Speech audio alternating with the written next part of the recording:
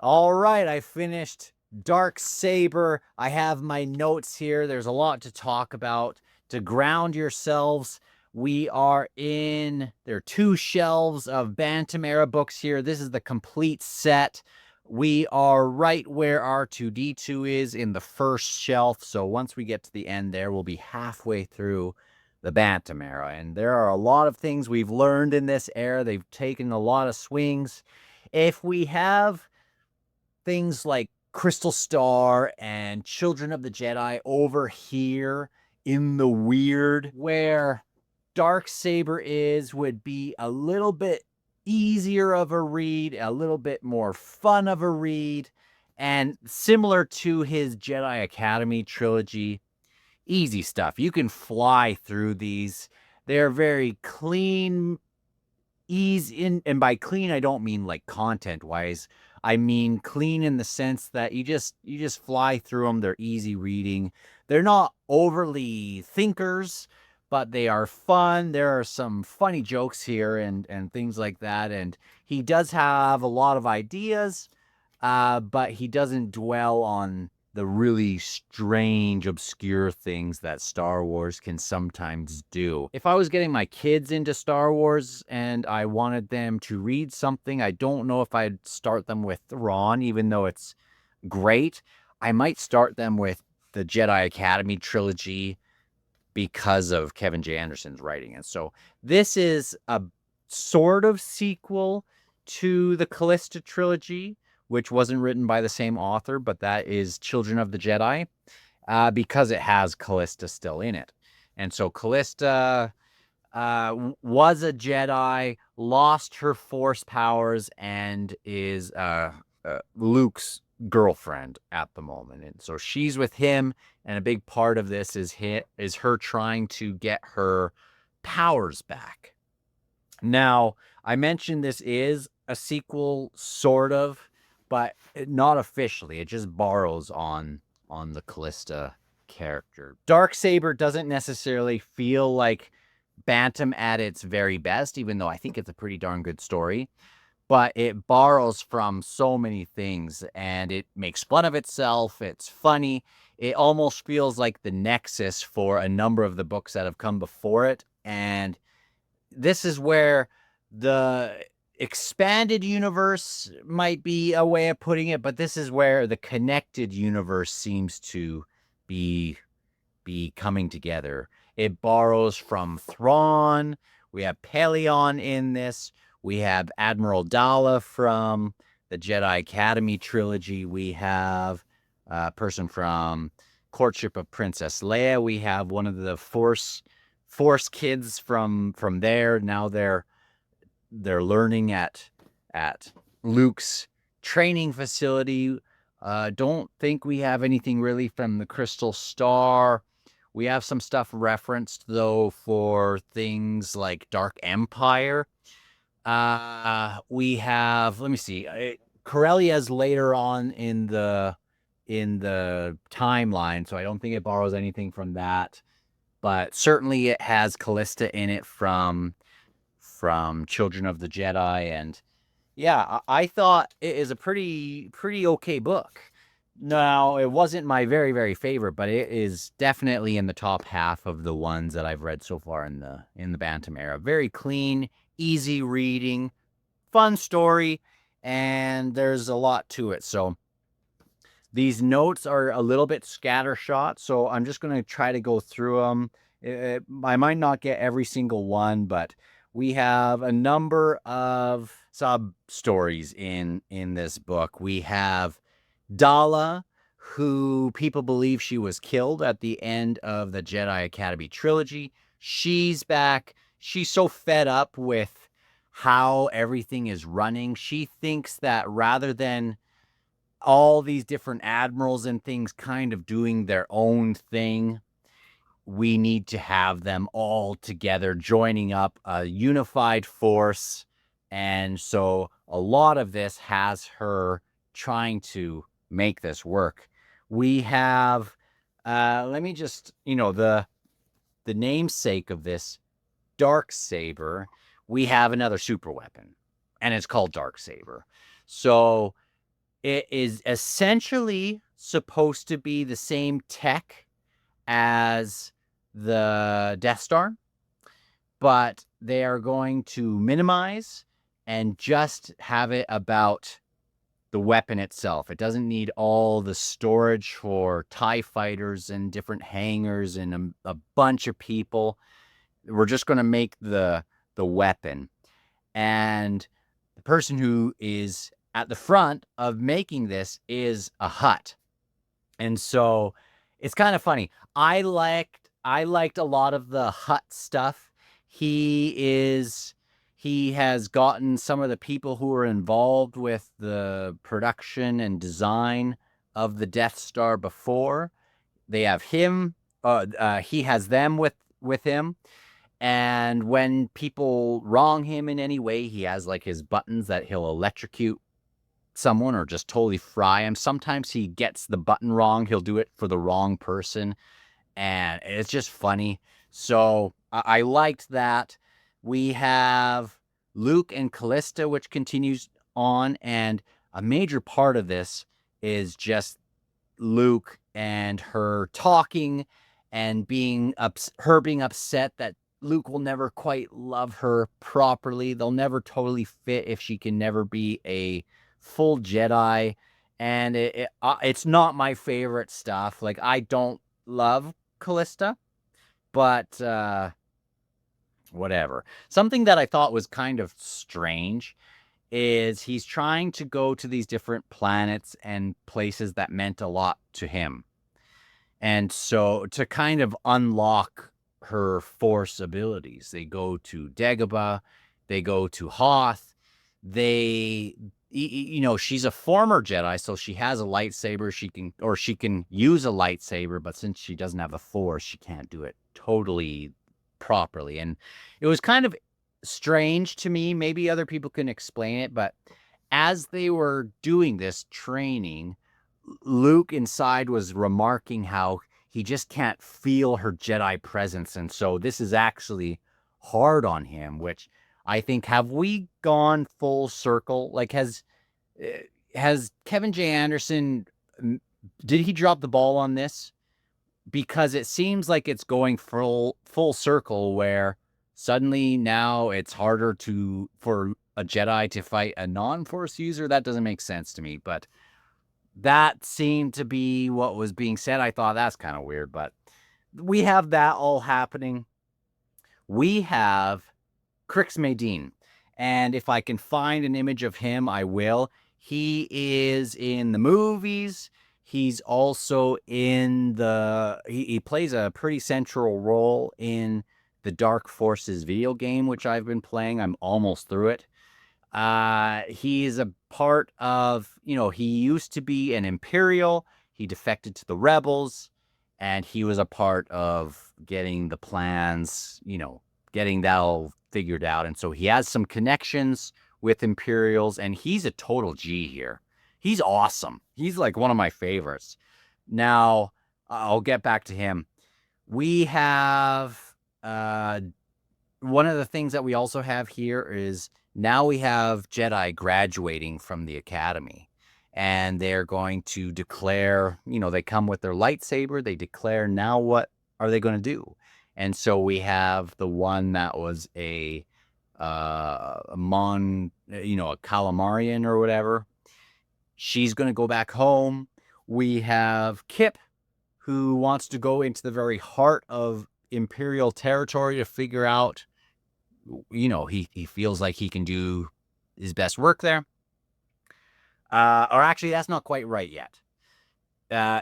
Dorsk 81, who is one of these clones, is going to go back home and see what he can do there. And Kip's going to accompany him. And it was kind of fun going back because he's just so different from most of them. Dorsk 80, they have connections with older and younger versions of their own clone. And it's interesting. I really like Dorsk. I wish he could have had a better send-off, because he does do this kind of heroic thing for his planet, and it's great. but I just wish it was in the hands of maybe another writer, or it was pretty good though, but I liked the character and I wish it was a little bit more carefully done. We have Sulamar, who is with the Hutt. He appears to be a general or someone from the Imperials. He's definitely an Imperial. We find out at the end through Crix Madine, who's who goes on board and sees Sulamar and starts laughing, basically saying, "You're just a crappy tech person." And this Hutt, what was the Hutt's name? Durga. And he starts mocking him in front of Durga and saying, "This guy's not worth your time, da da da da da." And Crix Madine, I can't believe we lost a movie character within one of these. That's kind of, you haven't seen that happen in any of the Bantam-era books, even though he was kind of a side character. He goes out with a smile on his face. He goes out the way that you would want Han to go out, not in the way, falling down a pit, being surprised. That is a worse way to get rid of Han, I think. So let me keep going on. We have Lamalesk. He's one of the people who is with Durga, who's heading the whole thing. Let's see. I should also mention, in one of my last videos, I mentioned that Luke has only had a couple girlfriends, or one girlfriend. She said Callista, and then he's kind of hit it off a little bit, just, between the lines with Mara Jade.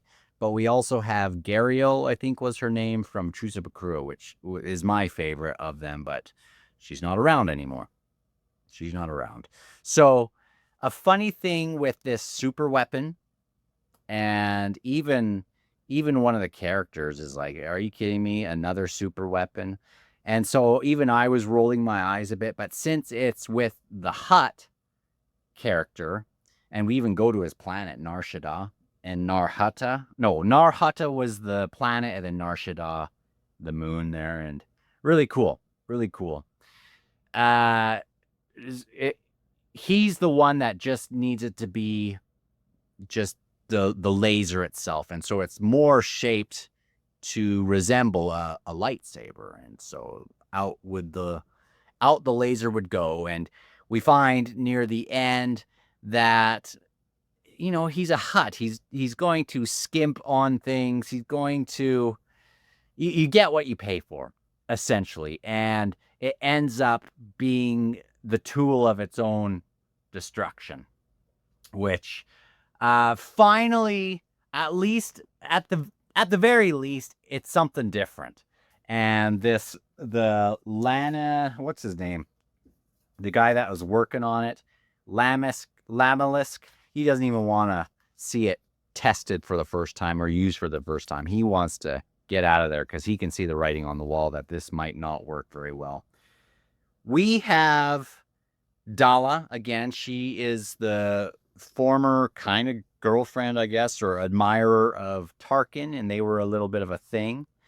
And so she learned a lot from him, and she rose through the ranks, and she's so ticked off. And so we find that there are Imperials fighting. She kind of gets in between everyone and forces all these admirals to come, or I don't even know if I'm getting the title right, that their rank right, but forces all these leaders together into a room, seals the door for 3 hours. She can't even open it, and says, "We better have a leader by the time we get out of this. No more squabbling. If we're going to do this, we have to have a leader. Doesn't have to be me, but pick someone."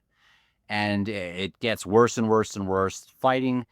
And finally, 5 minutes from the door opening, she says, "I didn't want to do this, but you're kind of forcing my hand." She gasses the place. Pellaeon has a mask. She has a mask. And now Daala's number one.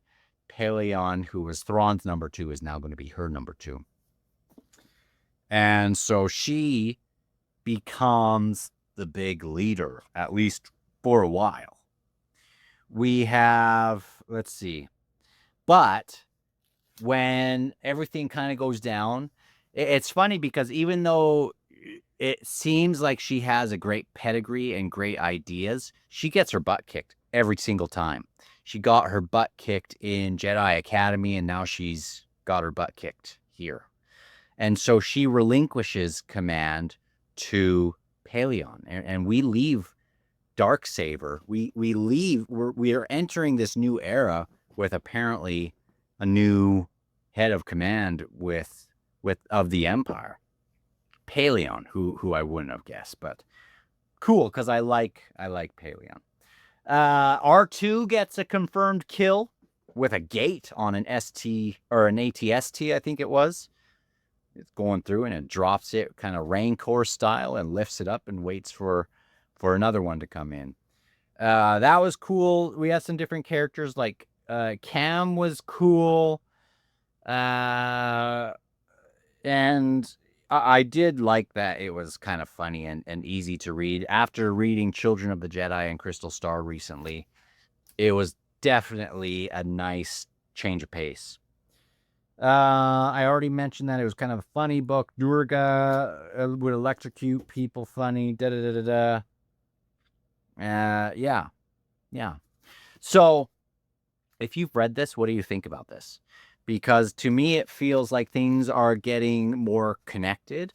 I thought this was perfectly fine, but it wasn't my ultra favorite. So I know that some people really hate the writing of Kevin J. Anderson. And isn't that funny that we all just sort of have our thing that we hate in, we've all lived it. We have our decision in Star Wars, or our person, even, you know, whether it's Kathleen Kennedy or George Lucas himself for a while, or, you know, people didn't really like Anakin, the older Anakin in the prequels, and now people just flipping love him.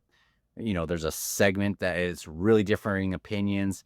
What is your hill to die on? I know even in when I did the novelization for the first book, everyone's positive about that first book, usually, like, or with the first movie, and someone said, don't call it A New Hope, it's Star Wars, and so that's their hill to die on. We even have people whose hill to die on is that Splinter of the Mind's Eye is the way it should have gone. Luke and Leia should have never been twins. Darth Vader should have never been their parent. He should have just been purely evil, a purely evil character for them to destroy. Really interesting. Like going through the prequel era, big opinions through that. When this set came out, the special edition theater re-releases, some people just hated those. You know, I hated elements of them. But what is your Star Wars hill that you die on, of stuff you hate or that you really love? If you see people's thing below and they hate your thing that you're really into, don't get offended by it. I've actually really liked seeing people's opinions on authors they really, really like, or authors they really, really dislike. And that's what's interesting in any fandom, but certainly within Star Wars, we are not strangers to big opinions regarding Star Wars. So let me know in the comments what your big opinion for Star Wars is, or a few of them, and we'll thumbs up. If people agree with yours, we'll give them a thumbs up, and we'll see what's down there. So next on the list, I'll put Darksaber back up, and I'm actually going through this already. Oh shoot, R2-D2 his head just popped off. I am in Tales from the Mos Eisley Cantina, and we will have Tales from Jabba's Palace, and then the X-Wing series will begin. I am looking so forward to that, and I'm actually really looking forward to, after that, not Black Fleet Crisis necessarily, but Shadows of the Empire, because I remember what a big deal that was. So talk to you on the next video. Talk to you in the comments below. If you're just finding this, subscribe to the channel. We're going to go through all of the adult novels for sure. And we're going to, it's been a fun time so far. So talk to you later or down below. So bye-bye.